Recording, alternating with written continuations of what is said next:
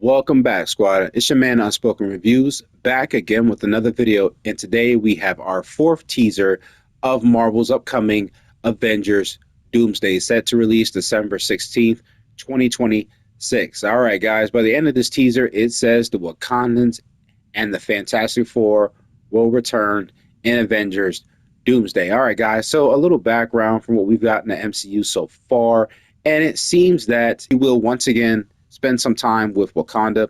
All right, guys. So I remember back when Black Panther was introduced in Civil War. Awesome character. It was a character a lot of people were asking about. And when Chadwick Boseman stepped out on the stage to introduce the character in Comic-Con, it was iconic. It was awesome. And the man did an amazing job portraying this character. I'm not talking about just Black Panther. I'm talking about the character of T'Challa, the conflicted nature of protecting his kingdom, being its warrior, and also the responsibilities of making sure the kingdom stays standing and protecting its secrets, while at the same time offering an opportunity for it to shine in the MCU. And, by the end of that film, of the first Black Panther movie, which was iconic, it's still one of the best films of the MCU. No one could argue that. It was just great seeing Chadwick Boseman portray this character. Unfortunately, we did face his tragic loss, and the man did a great job. He even said that he wanted his character to go on. However, Marvel didn't feel that way, and the director Ryan Coogler, as well as many others, wanted to not recast the character, but use the film Wakanda Forever as a love letter to the actor. And I know it was very difficult for all the actors to keep going with this film, but shout out to them for trying to make an amazing film and to make sure they kept his legacy alive. Now, I only say trying because I was not happy that they did not keep the character of T'Challa alive. Just such a rich character that deserved to stay in the MCU. He deserved to constantly keep going. I know it's not as easy said and done when we're on the outside looking in, because when we're just audience members watching, we don't understand what it feels like to be on that set after you see that person every day, interact with that person every day. It's like losing a family member that's been with you almost every day, or a sibling. It's very difficult. So as much as I was upset that Marvel didn't keep T'Challa, I kind of understood where the actors and the crew members were coming from trying to replace the character. So we do know that Shuri does become Black Panther after the events of Wakanda Forever. And despite the fact that I was not happy about this, we do know it does happen in the comics. And it still kind of worked because, by the end of that film, she is the last living member of that family. We do know her mother dies by the end of the film. And she struggles with that grief, and seeing her bypass that and become stronger was a pretty good story. We also got a chance to meet T'Challa's son, who he did have with Nakia, the child's mother. It was a mysterious type of thing that nobody knew about, but Shuri does meet him by the end of the film, which does clue to the fact that we may actually see another T'Challa later on down the line. It has actually been hinted at, and I believe revealed, that Damson Idris will be playing a version of T'Challa probably for Black Panther 3. I don't know if it's going to be a character we meet during Doomsday or Secret Wars. Either way, we'll just have to wait and see. But I am glad that they're not wasting the character and giving the character T'Challa a chance to shine. And also during the events of Wakanda Forever, we had an opportunity to meet Namor as well as the Atlanteans after the fallen city of Talokan ends up in the ocean, and it has been affected by vibranium, giving them the ability to live in the ocean. So this character has always been a pretty conflicted character for me in the comics. He's always been a bit of a douchebag, and just an a-hole who was a king who just wants to protect his people. And he's always had a lot of pride, and that pride tends to put him on a collision course with a lot of the heroes. So seeing him come back, though, despite the fact that I can't stand the character, I was excited to see him in this teaser. As we know, he is the first mutant, as he does say in the film. In the comics, that is how he is acknowledged. As we know, he's an Atlantean, and he has that strength, but he also has the wings on his feet. And seeing the history that he dealt with in Talokan as a child, it does make sense that it does harden his heart a little bit. He doesn't trust the surface world, wants nothing to do with it, which is why we never see his character at any point in time during the MCU, except for the points where Wakanda has to deal with them. It is hinted at in Avengers Endgame. Okoye does mention to Natasha that there was an earthquake under the ocean, and she seems kind of tense when she talks about it. And a lot of fans were hinting is that the Atlanteans, and Wakanda Forever does confirm this. Now, when they do have their collision course, Shuri does make a deal with Namor that they will protect Talokan's secrets as long as they protect Wakanda's secrets. And it is an uneasy alliance for their people. It does create some peace that stops the battle, and the Talokans do return to the ocean. However, Namor does tell Namorita that they still have kind of a control over Wakanda. And when push comes to shove, Wakanda is going to need them. Despite what Wakanda may say and its somewhat independence that it does carry with vibranium, they eventually will come to a place where Talokan will have more of an advantage and they will need them. And I'm not exactly sure if that's happening here in this teaser. So we do get Shuri walking through a desert, and she mentions how she has lost everyone that has mattered to her. And I want to say I do like the gold that they have kind of in the suit. It seems that it has been upgraded over some time. We do understand she's a little bit more flashy. Someone like Killmonger. Killmonger kind of had the black and gold because he kind of likes to stand out and send a message. He likes to put himself as an icon. And it seems that Shuri kind of took a little bit of that. We do know that she met Killmonger in the astral plane for a split second because she was dealing with a lot of battled emotions. And the reason the two of them are able to talk is they kind of see the world in the same light. You know, not too much, but just enough that Killmonger was able to have that conversation with her. So it seems that she does kind of have a little bit more gold eccentric throughout her suit, and it still kind of looks good. You know, I wonder if they're going to make the suit look a little bit more like the comics, which has the fur around it. I'm not exactly sure. That would be pretty tight if they try to go a little bit more comic book, but I don't seem to see that here in this shot. But as she's walking through a desert, it seems that M'Baku is alongside her. Once again, another character I did love in the Black Panther films.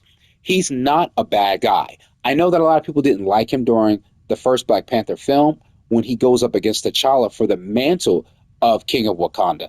But when he does make the argument about T'Challa not being king, a lot of people felt like it was kind of a slight when he mentions his father. I don't think it was that way.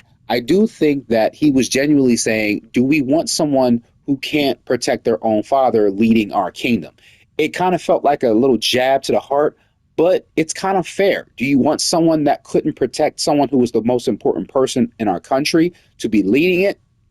It's kind of questionable. But his character was awesome. When the time came for him to save T'Challa's life, he repaid the debt for T'Challa not killing him in that fight. And his character shows up at the very end in the final battle to show that despite the fact that the Jabari tribe is not the same as the other nations, they still care about Wakanda. By Wakanda Forever, he was pretty funny.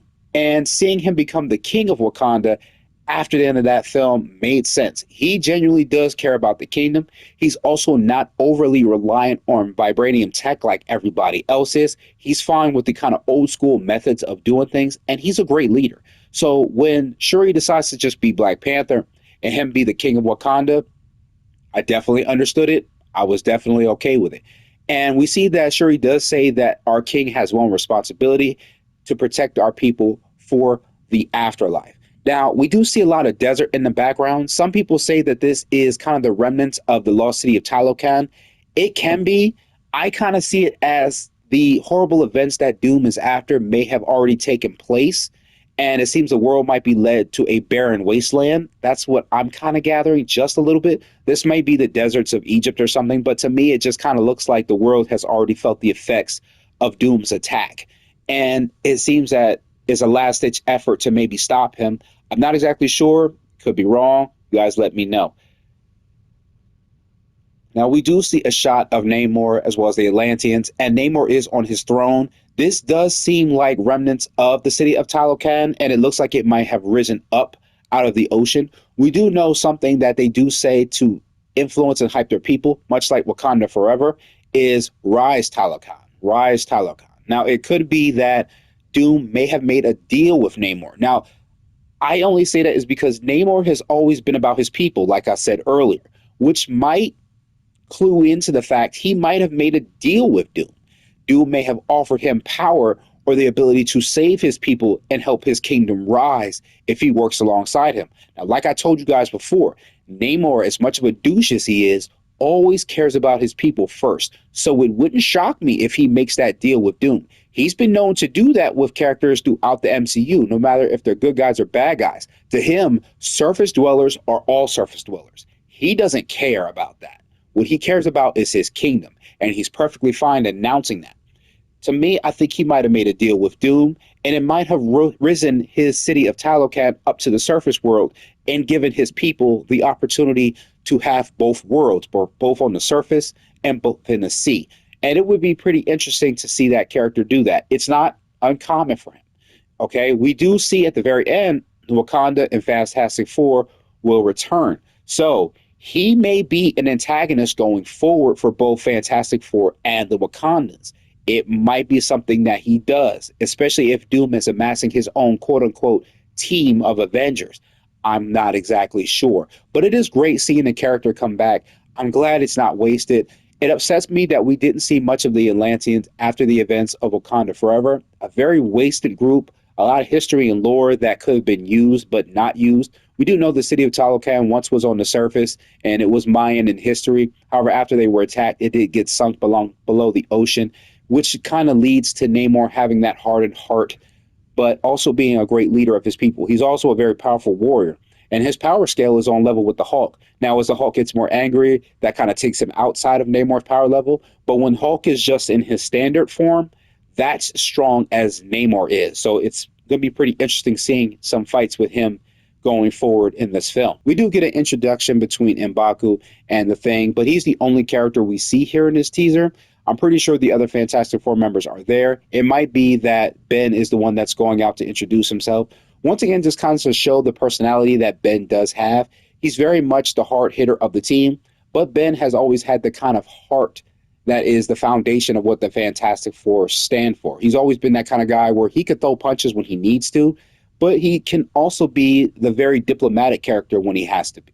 You know, I remember seeing that in some comics. I do believe in the Civil War comics, is that he just kind of turns into a bit of the neutral territory between the factions. When both factions are fighting in that film, he just kind of chooses to step away and not get involved in it at all, which it does seem he's more neutral, so it would make sense that he would go out and introduce himself. Also, a small little clue there is that Black Panther was first introduced in a Fantastic Four comic book, so seeing these two together kind of harkens back to the history of Marvel, so it was pretty cool to see these two meet. I'm not exactly sure where they're going with this. I don't know if we see the Fantastic Four and the Wakandans are going to team up against Namor. That would be pretty interesting, which is also going to be very interesting when Namor meets Sue Storm. I did read that it's a possibility these two are going to have some scenes together.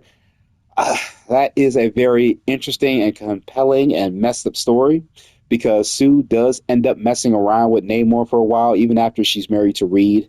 And it's because that Namor has more passion, he's more driven, and most females are connected to that, so she ends up messing around with Namor, having a little bit of infidelity, because we know Reed is more about calculations and science. It kind of makes it hard for him to be very romantic, which kind of puts him at odds with Sue Storm. It's very messed up, and it's terrible.